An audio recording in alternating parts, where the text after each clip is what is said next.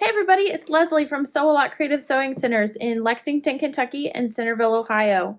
I am coming to you this month with Kimberbell's month of April digital dealer exclusive design, which is this super cute book pillow. It has a great pocket so that we can stick some books in there, a little stuffed animal.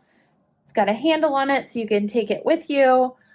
Kids are really gonna like this. They can stuff their stuff in it, drag it along with them, use it as a pillow, lots of use, and it's super cute, and we're able to personalize it, which is a lot of fun. So I hope that you enjoy this and get some tips and tricks, and let's get started. So the first thing we're going to do to get ready to create our book pocket pillow is to prep our fabric. So we're going to go ahead and cut our fabrics. When you cut out your fabrics, you're also going to want to make sure that you have a piece of medium tearaway for your hoop, as well as some fusible backing. So Kimberbell has a fusible backing product, SF101, woven fusible. Any of these will be a great fusible backing for some of your pieces. You're going to cut a piece of fusible backing to go along with the pocket front. You're going to cut a piece of fusible backing to go with all of the cotton applique pieces of fabric as well. So you're going to have a couple pieces of felt that are cut out, a piece of leather. We're going to set those aside, and then we're going to take our cotton fabrics that we've cut matching fusible backing for. I'm just going to lay those all out, and we're going to press or iron those fusible backings to the back sides of our applique fabrics. I always like to spray a little flatter on my fabrics before I press them. Just gets out any wrinkles from folds. You can use a heat press or your iron to do this fusing with. Once they're all fused together, I'm going to take and lay these aside along with my felt and my leather pieces. And then we're going to also make sure that one side, you're going to cut two pieces of your cream color or your pocket fabric. And I'm going to make sure that on one piece, I'm going to fuse this fusible backing to it. The other piece is going to be for your lining that we're going to use later. Once we have everything fused, we're going to move over to the table so that we can mark the background so that we know where we're going to stitch our embroidery. Once we have everything fused, we're going to start marking the center position. So on the right side of the background or the pocket fabric, we're going to find the center. We're just going to mark a vertical and a horizontal line. I'm using a wash away pin to do this with. This piece is 21.5 inches, or 21 inches, excuse me, in length. So I know that I'm going to want this center line at 10.5. If you don't want to do math or measure it, you could always fold them over, slide your ruler in, make sure they're lined up, and get your straight line that way as well. Once I have that way, I'm going to do my horizontal. And again, you can fold this up until it matches a little bit this way with that crease, but then you can mark it with your pin. Once you have the center marks, you're going to make sure that you have a top indicated. And from there, we're going to mark 1 inch above the crosshairs. So to the top side of this crosshair. So I'm just going to set my ruler on that line, the 1 inch mark on that line, create line A. So again, we're 1 inch above that center line. From here, we're going to go ahead and hoop things up. So from here, we're going to hoop our fabric and our stabilizer. So I'm just using a piece of medium tearaway, and I'm actually going to hoop my fabric. So it's very important when you're doing this, make sure that your hoop is right side up. So just like your hoop would attach to your sewing machine, so my attachment is over here on the left. This is how I would slide my hoop onto the machine. I want to make sure that my inner hoop ring is identified as the correct direction, that I haven't flipped it over upside down. So I want to make sure that I can read the numbers or the lettering that are on the hoop as I would be sliding it into the machine. That makes sure that my registration points are in the right place for the center of my hoop, which is what we're going to use to hoop this with. So I'm going to line those registration marks up, the side ones, with that A line, the above one, and then I'm going to mark my vertical line with the 2 in my center, and then press it down. And if you didn't already do it, make sure you release your quick release and unscrew your hoop screw so that it'll make it nice and easy for this to fit down in. And then I can tighten my hoop back up. So now everything is ready to stitch. So I'm going to take this to the machine and I'm going to load the embroidery design. Once your fabric is hooped and the hoop is attached to the machine, you have the design called up for that correct size hoop. You're going to put in your first color, which is actually going to be the piece that the color that is used for all your placement and applique stitches. So you can pick a neutral color for that. I'm going to use a little bit darker color than I normally would just because I want you to be able to see it on the video. But you could just pick a neutral color and off you go. We're going to start with the placement stitches for the pages. From here, we're going to cover up all of those placement stitches with our large piece of cream color, white color that has the fusible backing on it. We're going to cover up all of those pieces. I always like to match my thread here so that it doesn't peek through, just in case when I'm stitching down a light applique like this. So I'm going to switch to an ivory thread and we're going to tack these down. If you're worried about fabric shifting when you're doing the appliques, you can always tape it in place. I would just make sure that I'm not putting tape over one of my applique areas, then you don't have to peel it out of the stitching. Once you've tacked down the pages, we're just going to use our scissors and trim around each one of those areas. Once those sections are trimmed around, put the hoop back on if you removed it, and from here we're going to stitch the page detail. Next, we're going to continue on stitching placement stitches for some of our applique fabrics. If you want to change to a light neutral color thread, that will work for a lot of things because they're going to get covered up by satin stitching. I'm going to use my larger piece of felt and I'm going to cover up that entire placement stitch area and I'm going to tack this in place. I'm going to remove my hoop from the machine just to make it easier for trimming, and I'm going to trim around this piece of felt. Next, we're going to stitch the placement stitch for the spine of this book. Here I'm using my orange piece of fabric that I've fused my fusible backing on. I'm just going to cover up that entire placement area and tack this down. And again, we're going to trim around the outside of that and continue on with the next placement stitch for the spine of the dream book. Cover up my placement area and tack it down. Because we pressed these earlier, added the fusible to the backing as well as using a little bit of that flatter spray, it keeps things nice and smooth. They don't tend to wrinkle up and shift on you as much. But again, if you want to tape your applique fabric down using the Kimberbell tape here, that would definitely be something that could give you a little extra support. Again, we trimmed around the applique and we'll do the next placement stitch. Cover that up and tack it down. And then again, we'll trim around this fabric. And we're going to continue on doing placement stitches, laying applique fabrics, tacking them down, and trimming until we get all of our books stacked up. Once we've done all of our appliques and trimmed around them, it's time to start adding some color, text, and satin stitching. So you're going to choose your colors accordingly or follow the colors guided by the color chart and continue to stitch the decorative element and stitches throughout. So the next thing we're going to stitch is the word inspire on the spine of our bottom book in the stack. I'm going to use a blue.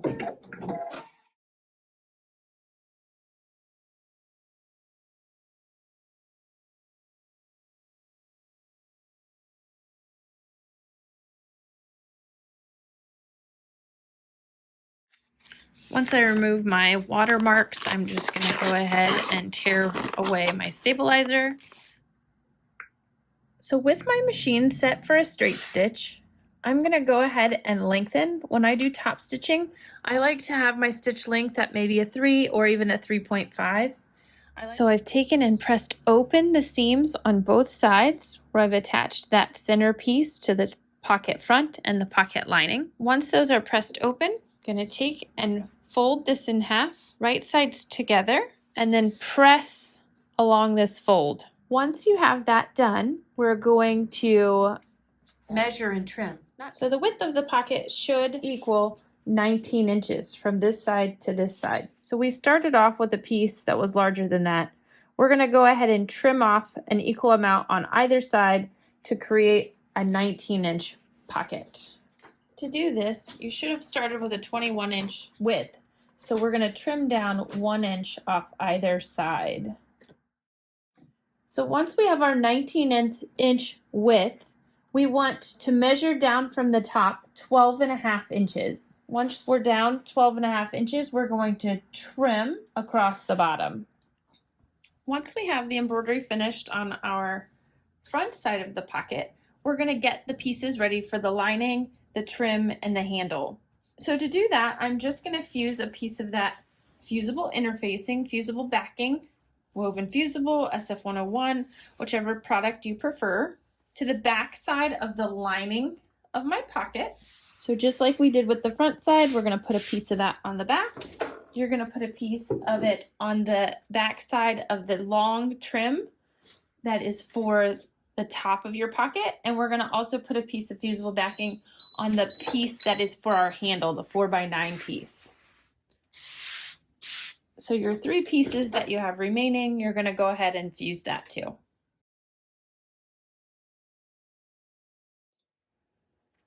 Once we have those all fused, I'm going to set aside my trim and my 2 pieces for the pocket, the lining in the front.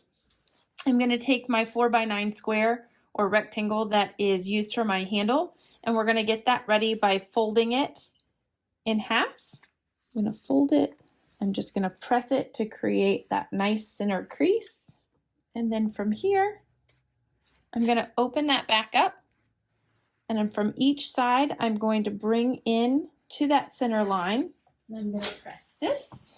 I'm going to bring this side into the center and press it as well. Once I have these both pressed to the center this way, then I'm going to take and I'm going to fold on that crease that I created. It's hot, so you might want to wait a second. That fabric gets warm. Once I have it, I'm going to make sure everything lays flat in the middle. I can tuck those in. And then I'm just going to press this to get it nice and flat and get those creases nice and crisp. From here, we're going to take it to the sewing machine that we've set up for a top stitch with our blind hem foot or your bi-level foot, whichever foot you find that you like best for top stitching. I'm going to lengthen my stitch to about a 3.0 and I'm going to top stitch right along the edge that's folded as well as the open edge. This is going to close this up and get it ready for our handle. So I've lengthened my stitch to a 3-point length and I'm just going to stitch along the edge. Now I did match my top and my bottom thread. Like I said, I like to use my blind hem foot. It gives me a nice guide on the edge. If you have an edge stitching foot or a bi-level foot, these all work really well for top stitching also. Now my handle has nice top stitching along both edges, and I'm going to set this aside while we get ready to stitch the front, back, and our trim pieces together.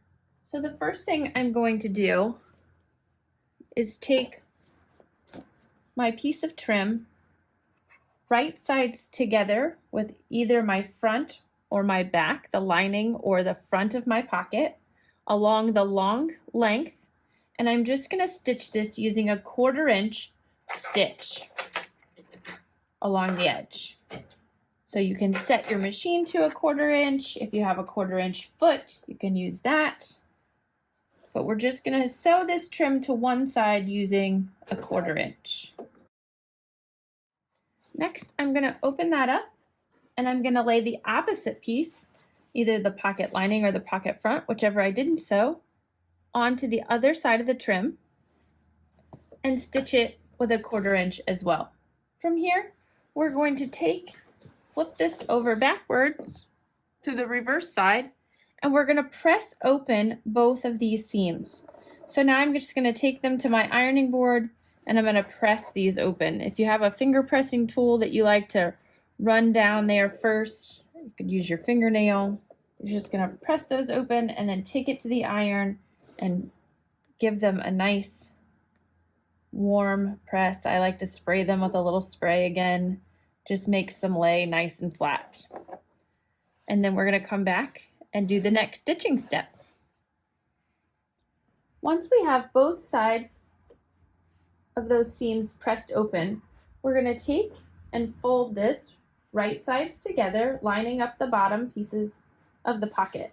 Once we have that done, then we're going to take and sew across a 1/2 inch with a 1/2 inch seam allowance just across the bottom. We're going to leave the ends open. So you just want to fold this in half, right sides together. And if you want to pin these bottom layers together, you're just going to stitch 1/2 inch.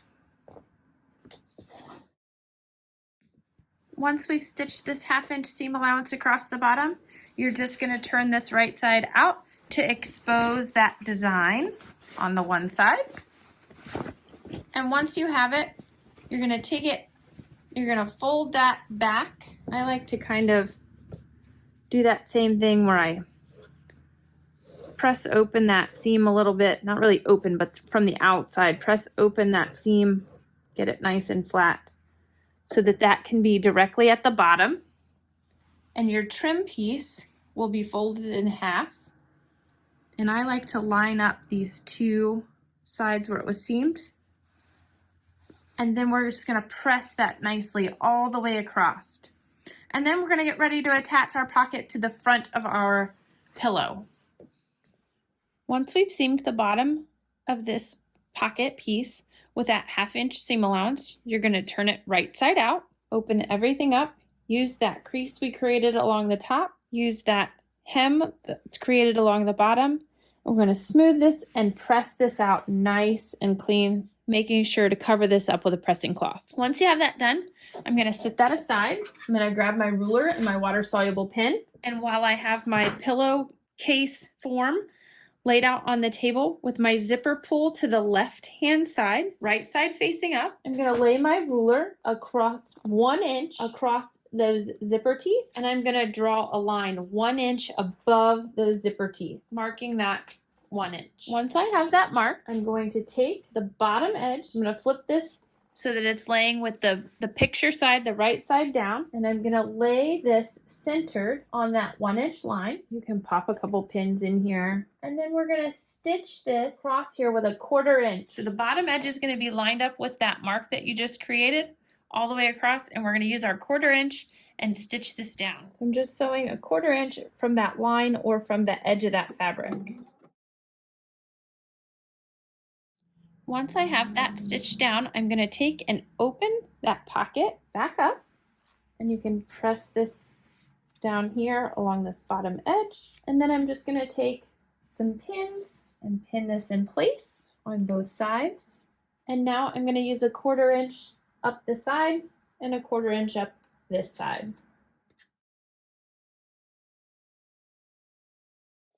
Now that we have our pocket stitched on, we're going to place our handle, and to do that we're just going to fold this in half, hot dog ways, so long ways, to find the center point here. I'm just going to take a pin and stick there so I know where my center is.